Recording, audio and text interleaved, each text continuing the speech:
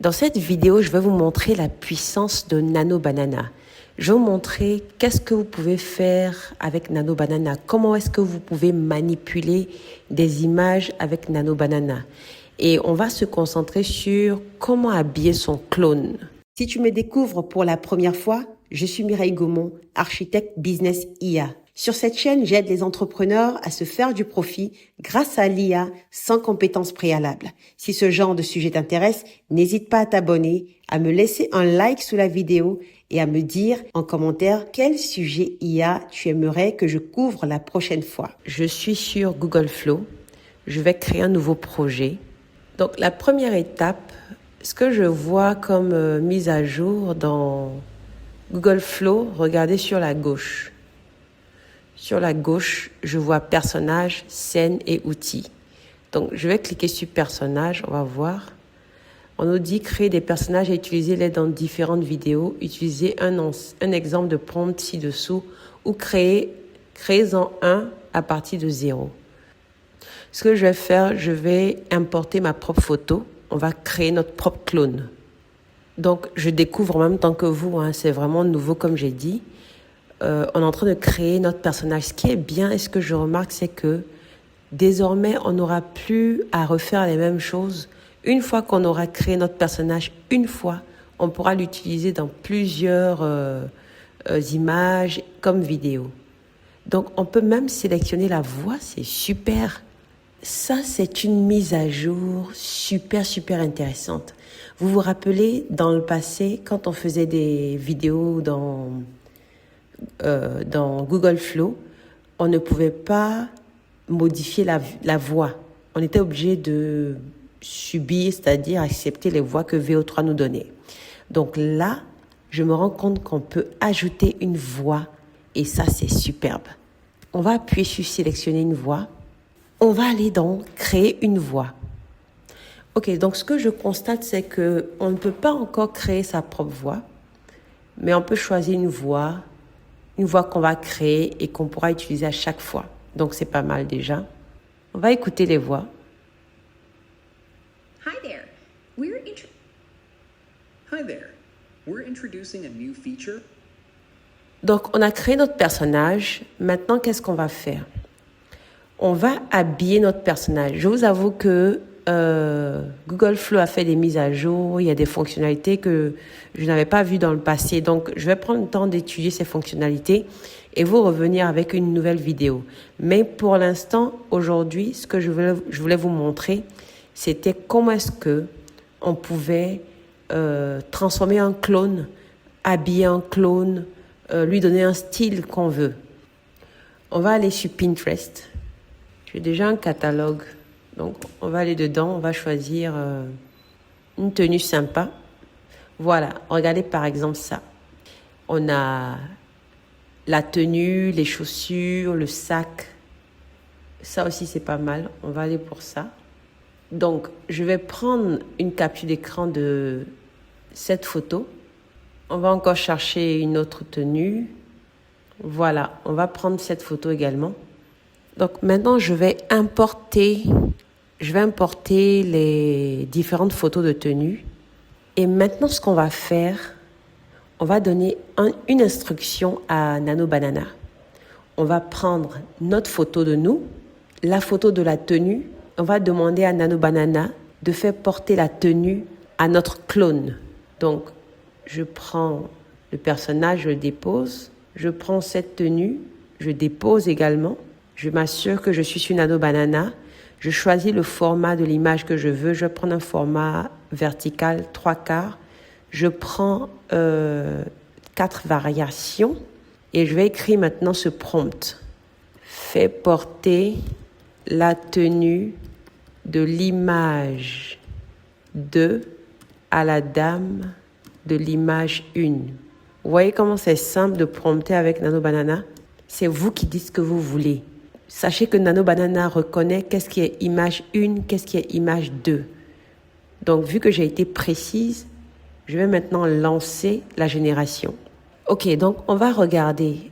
La raison pour laquelle on prend 4 variations, c'est parce que Souvent, l'IA va essayer d'être créatif et puis faire n'importe quoi comme donner de bonnes choses. Donc, c'est à nous de choisir ce qui est bon. Donc, on va regarder la première photo. C'est parfait. Sur la première photo, je suis bien habillée, j'ai attrapé le sac, j'ai porté la paire de chaussures. La deuxième photo n'est pas réussie. Ça, c'est carrément poubelle.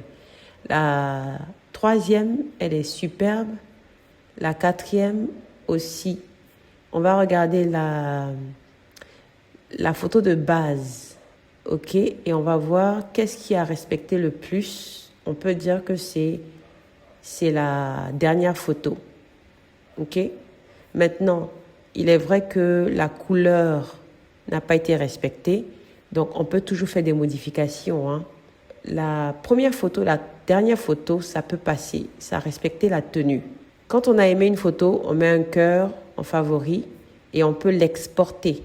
On appuie sur les 3 petits points et on fait télécharger et on choisit la plus haute résolution qu'on puisse avoir, 2K.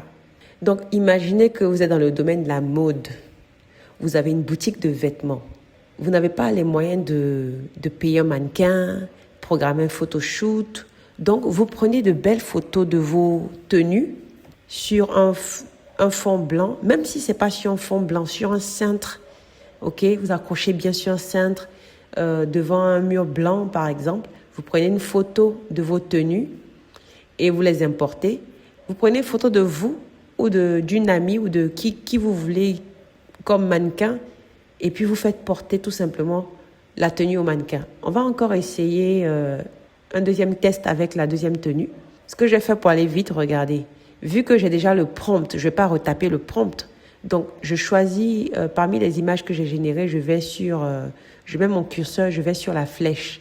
J'appuie dessus, réutiliser le prompt.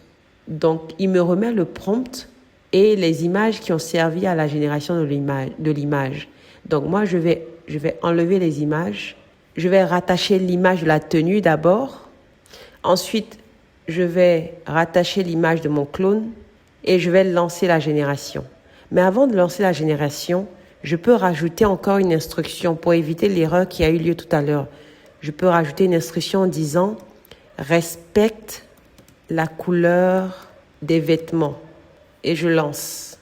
Donc là, je me rends compte que la fonction « Agent » a été activée. Voici pourquoi ça m'a ouvert une fenêtre à côté. Ce n'est pas ce que je veux pour l'instant. C'est une nouvelle fonctionnalité que je ne maîtrise pas encore. Donc, on va désactiver ça. Voilà. On va reprendre. On va réutiliser le prompt pour ne pas retaper. On efface les images. On rattache la nouvelle tenue. On rattache le clone. Et on rajoute la petite mention « Respecte la couleur des vêtements ». Et si vous voulez aussi que votre clone habillé soit dans un endroit particulier, vous pouvez aussi le rajouter, hein. Sinon, l'IA va inventer un endroit qui lui plaît. Mais si, par exemple, je veux que mon clone se trouve, on va dire, par exemple, dans le hall d'un hôtel, je peux mettre mon clone assise dans un, par exemple, restaurant lounge de luxe. J'ai bien Nano Banana, image, 3/4 x 4, je lance. Voilà, Nano Banana m'a donné une photo de moi dans la tenue. C'est vraiment la tenue, ce sont les couleurs, il a respecté tout. Vous voyez? Donc, plus vous donnez des instructions précises à Nano Banana, qui est une IA, plus elle vous donne le rendu que vous souhaitez. Mais moins vous êtes précis et moins le rendu aussi vous plaira. Donc, ça ne veut pas dire que malgré la précision, l'IA peut toujours faire des erreurs, hein. L'IA peut toujours, faire des fautes. Mais au moins, vous voyez, je suis dans un lounge de luxe. Vous voyez, je suis assise dans un salon. Comme je l'ai dit, là, il a essayé d'innover un peu. Il m'a fait debout, mais j'avais dit assise. Donc, voilà un peu comment vous pouvez utiliser Nano Banana. Je vous invite à tester, à faire des exercices. Importez votre image, qui sera votre clone. Ensuite, allez sur Pinterest. Allez regarder tous les vêtements qui vous plaisent, hein. Récupérez-les. Et puis, faites-vous un photoshoot. plus besoin aujourd'hui de contacter un photographe, de faire des photos, d'aller nettoyer des images, payer cher pour avoir de belles images de soi. Vous avez les réseaux sociaux, vous avez besoin de les animer. Vous avez besoin, si vous êtes par exemple un influenceur, une influenceuse, voici le moyen aujourd'hui d'avoir des vêtements vraiment de fashion et d'être dans tous les endroits que vous voulez partout dans le monde entier. Donc, c'était tout pour cette vidéo. C'était pour vous montrer qu'aujourd'hui, avec l'IA, on pouvait accomplir beaucoup de choses. Et n'oubliez pas, sur cette chaîne, je vous montre toujours des techniques pour gagner de l'argent. Maintenant que vous savez comment créer des photoshoots de qualité avec l'IA, approchez des magasins de vêtements, des boutiques de vêtements ou des créateurs de mode. Proposez-leur tout simplement de faire des photoshoots pour mettre en valeur leur tenue.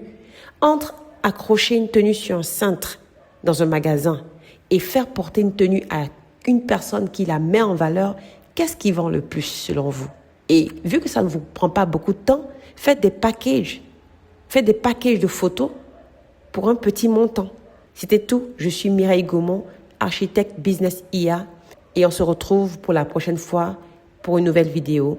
Je vais analyser un peu les nouvelles fonctionnalités, les nouvelles mises à jour que Google Flow a fait et je vous reviens avec une vidéo sur comment utiliser ces fonctionnalités pour créer des vidéos avec un personnage qui sera cohérent sur toutes les scènes. Merci, j'espère que vous avez apprécié cette vidéo. On se retrouve la prochaine fois pour une nouvelle aventure avec l'IA. Ciao, ciao!